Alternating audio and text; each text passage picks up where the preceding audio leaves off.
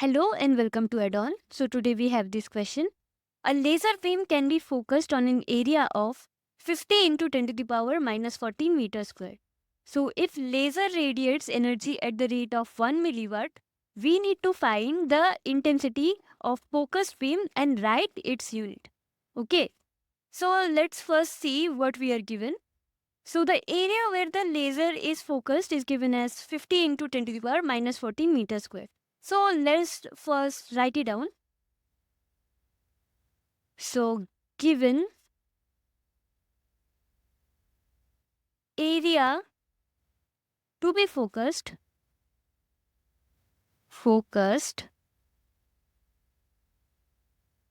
given by A equals to 50 into 10 to the power minus 14 meters square. Right. Now the laser's power output or the rate at which it emits energy is given by 1 milliwatt. So we will write it power radiated by the laser by the laser. We will be writing the power as P equals to 1 milliwatt. Now to make calculations easier, we should convert this milliwatt into watt. So what is 1 milliwatt? 1 milliwatt is 10 to the power minus 3 watt. Right. Now let's think about the intensity. What does intensity mean? Well, intensity in simple terms means how much power is spread across a certain area. It's like concentrating energy in a specific spot, which is why laser beams can be so powerful when focused tightly. So mathematically we can write it as intensity city